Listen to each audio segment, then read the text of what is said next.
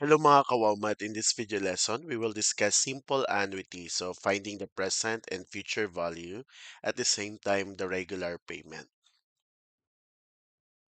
So simple annuity is an annuity where the payment interval is the same as the interest period. So ibig sabihin, yung pagbabayad mo ay same dun sa pag-compute ng interest. So kung monthly ka nagbabayad, so monthly din yung interest. So kung annually ka nagbabayad, annual din yung interest.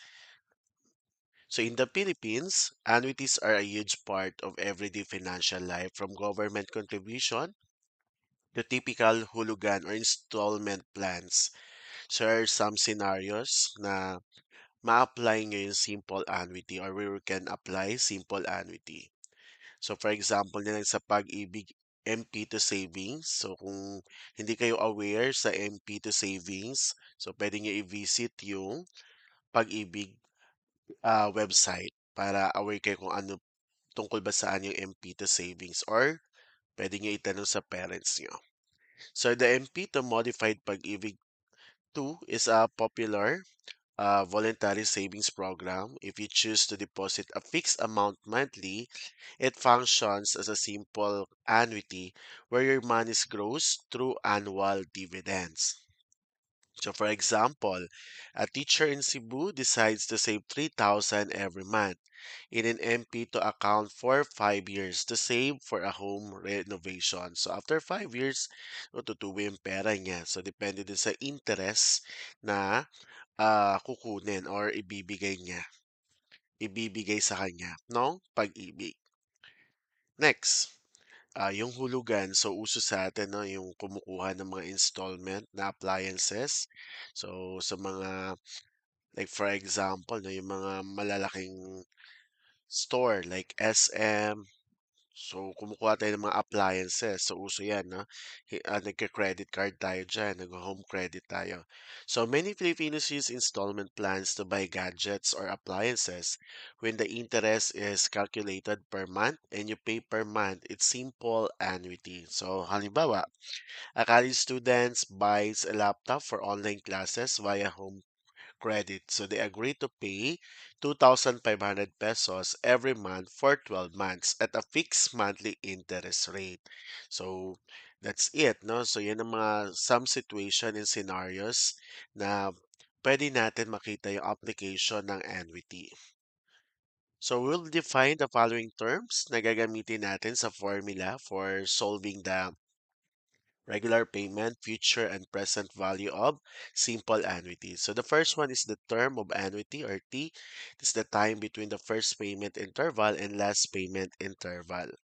So regular or periodic payment or R, the amount of each payment. Amount or the future value of an annuity, so that is the sum of the future values of all the payments to be made during the entire term of the annuity. The present value of an annuity is the sum of present value of all the payments to be made during the entire term of the annuity. So what are the formulas? To solve for the future value, so ito ang gagamitin nating formula.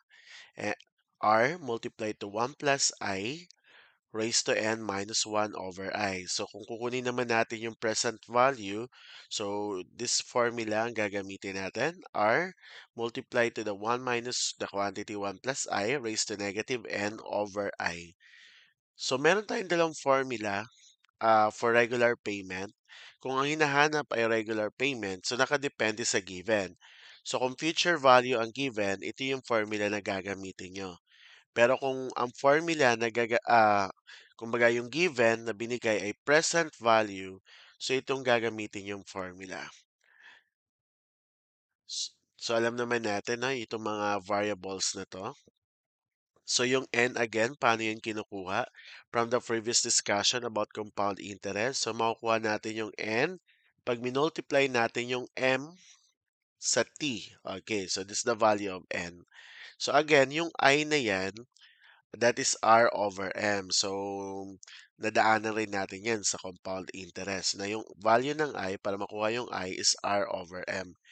So, ang ginagawa natin kapag Kinompute niyo yung I, tapos yung decimal ay sobrang haba, as is na lang yung R over M. Huwag niyo na i-round off. O, huwag na kayong kumuha ng at least 2 decimals lang kasi sobrang layo ng magiging sagot niyo dun sa talagang answer. So, kung ako sa inyo, as is na lang yung R over M, pero kung ang value ng I ay halimbawa 0.025, may 3 decimals lang, eksakto siya. So, okay lang, no, na yun ang ilagay nyo. Pero I suggest R over M ang gamitin. So number one example, suppose Mrs. Remoto would like to save 3,000 pesos every month in a fund that gives 9% compounded monthly. So how much is the amount or the future value of her savings after 6 months? Okay, so una, kunin natin yung mga given values since would like to save 3,000 every month. So yung 3,000 pesos, that will be the regular payment. So yung R natin is 9%. So kapag kinonvert into decimal, 0.09. Yung T is 6 months since ano tayo, convert into years. So ang 6 month ay kalahati ng taon. So that is 1 half or 0.5. And M is 12. So saan natin kinukuha yung M? Madalas siya, karugtong siya ng word na compounded. So since monthly, so that is 12. And then yung N, this will be the formula, M times T. So 12 times 1 half or 12 times 0.5, that is 6. And then yung I natin is 0.09 over 12. Since ang tinatanong dito, how much is the amount or the future value? So, future value ang hinahanap natin. So, this is the formula for the future value. So, since na-identify na natin yung mga given, so pwede na natin i-substitute sa formula. So 3,000 multiplied to, so 1 plus yung I natin is 0.09 over 12 raised to 6. Since yung N natin is 6 minus 1 all over 0.09 over 12. So kailangan nyo talaga dito ng calculator. So kapag kinalculator nyo to, the answer na makukuha nyo is 18,340.89. So, pwede nyo i-double check using your calculator. So, mahalaga po yung calculator na sanay kayo pindutin yung mga functions kasi kapag namali lang kayo dyan, di ba, di nyo na, kalimutan nyo lagyan ng open parenthesis yung nandito. So, mag-error siya. Hindi mo makukuha yung sagot. Next number. Number 2, Rose works very hard because she wants to have enough money in her retirement account when she reaches the age 60. So she wants to withdraw 36,000 every 3 months for 20 years, starting 3 months after she retires. So how much must Rose deposit? So yung magkano i-deposit? So that is, ang hinahanap natin ay present value at retirement at 12% per year compounded quarterly for the annuity. So, yung regular payment natin dito is 36,000 pesos and then yung rate is 12%. So, in decimal, 0.12. So, yung T natin is 20 years. M is 4 kasi compounded quarterly, no? Compounded quarterly. So, yung M natin is 4. Yung N natin is 80 kasi 20 times 4 is 80. And then yung I natin is 0.12 over 4. Since present value ang hinahanap, we will use this formula. So substitute 36,000 multiplied to 1 minus 1 plus 0.12 over 4 raised to negative 80 and then all over 0.12 over 4. So pwede mo tong gamitan ng calculator. So kapag gamit yung calculator nyo, makuha nyo yung sagot dapat dyan is 1,087,227.48. So yan dapat ang makukuha nyo sagot. Next. So the cash value or cash price of a purchase is equal to down payment plus the present value of the installment payment. So halimbawa, mayroong problem, no? Pinapakuha sa inyo yung present value at or pwede naman, binigay pala yung present value and then what we're going to do is to compute the cash value and cash price. So ang gagawin mo lang, down payment plus the present value. So madalas, given yung down payment, kukunin mo yung present value. No, yun ang yung problema dito. So, yung mga example na situation. So, ang gagawin mo lang, add mo lang yon. So, for example, Mr. Ibaya paid 200,000 pesos as down payment for a car.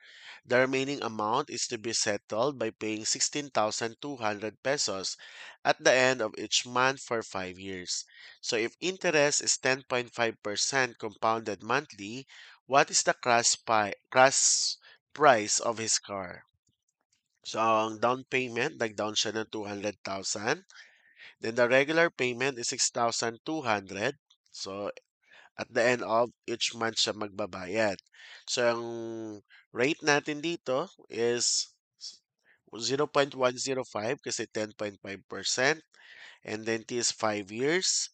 So, yung M natin is 12. Okay, kasi compounded monthly. So, yung N natin is 60. And then yung I, 0.105 over 12. So, since bago natin makuha yung cash price, kailangan natin i-compute muna yung present value. So, using the formula of present value, substitute 16,200 multiplied by 1 minus 1.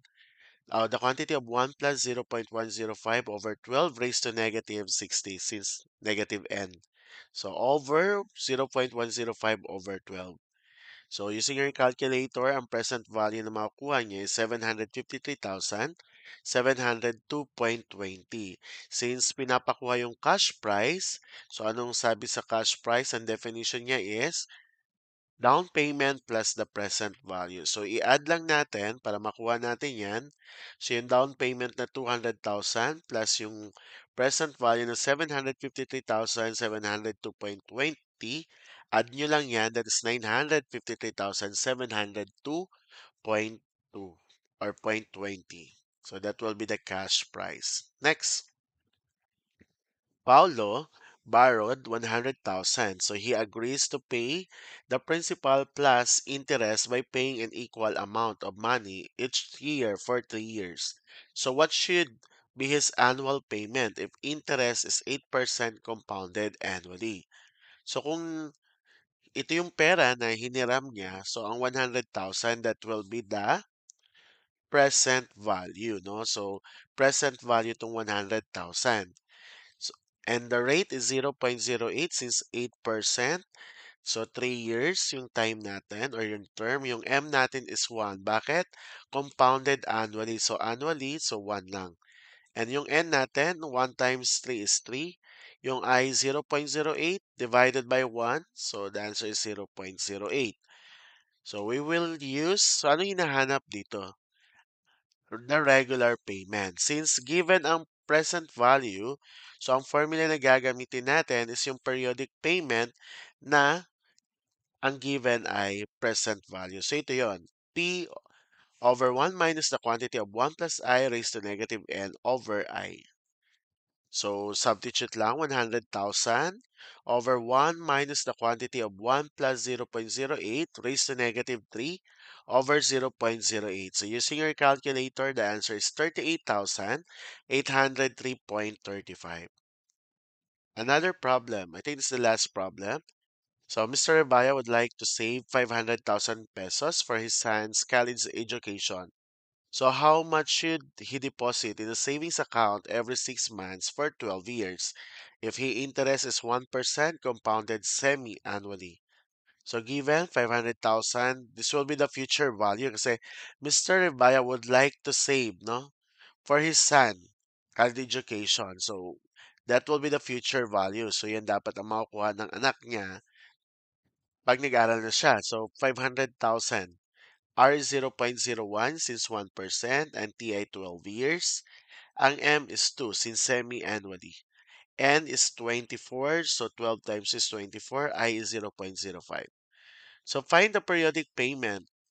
Okay, yung R natin, so that will be P since ang ano pala dito is future value. So, ang gagamitin yung formula dito is for the future value. So, double check lang natin. Okay, so balikan lang natin, no? So dapat ang nakalagay na formula is for the regular payment na kung saan given dapat ang future value. So f over 1 plus I raised to n minus 1 over I. So Substitute, since ang 0.01 divided by 2, that is 0.005. So, dinirect ko na yung I, yung value ng I dito. So, using your calculator, so what is the answer? 500,000 divided by 1 plus 0.005 raised to 24 minus 1 over 0.005. So, using your calculator, that is 19,660.31. Thank you for watching this video. I hope you learned something. Don't forget to like, subscribe, and hit the bell button para updated kayo for more video tutorial. This is your guide in learning your math lesson, your Wow Math channel.